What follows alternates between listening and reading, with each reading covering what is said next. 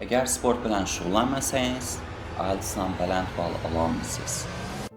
Bugun IELTSdan 8 olish uchun o'qishimning 3-kuni va nimaga ko'chada video olib yuribdi desangizlar, shunchaki olasim keldi. Men ham odamman-ku, xohlagan ishimni aytib bilishim kerak-ku, to'g'rimi? Bu videoda IELTS olish uchun nima o'qib turganim va ko'pchilik bilmaydigan, lekin IELTS olish uchun juda muhim bo'lgan narsa haqida gaplashamiz. Ko'pchilikda kuzatganman, xuddi shu ishni aytmaganlari uchun testdan yiqilganlarni. Let's go. Bugun reading va speaking tayyorlandim, lekin qog'ozda tupoylarcha listening deb yozib qo'yibman. Shunday mayda xatolar aytadigan bir menmi yo boshqalardan ham bo'lan komment yozib qoldiringlar.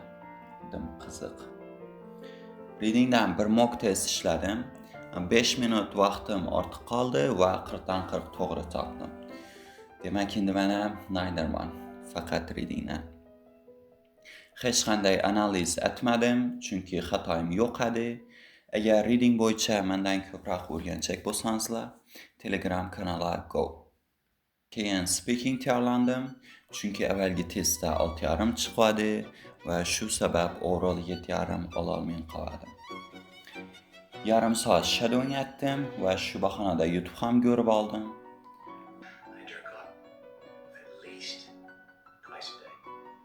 I myself, I jerk off at least. I myself, I jerk off at least twice a day. Undan keyin part 1 savollarga tayyorlandim.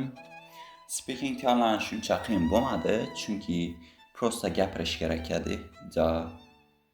Okay, videoning muhim joyiga keldik. Sizlarga ko'pchilik bilmaydigan sekret aytaman. Shuning uchun zukni ko'taramiz.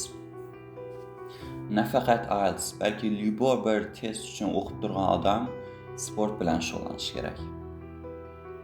Nima uchun? Sport diqqat va xotirani yaxshilaydi. Bu degani vocabulary va grammatika yaxshiliklarni qiladi. Intizom va irodani shakllantiradi. Bu degani soatlab to'xtamay o'qib bilasizlar. Sog'tanda sog'lom aql degan gapni eshitgan bo'lsangizlar kerak. Bundan tashqari yana dahuya foydasi bor. ChatGPTdan so'rasangizlar ham aytadi bichara. YouTube videolarda IELTS o'qish metodlari va boshqa narsalarga chuqur kirmay turibman. Agar reading, listening, writing va speakingni chuqurroq o'rganchak bo'lsangizlar, Telegram kanali obuna bo'lib qo'yinglar. Shu yerda kitoblar, videolar va boshqa materiallar tashlab boraman. Peace out, guys. Not your fault. Who filled my head with cream? Who drove me to train until my bones cracked?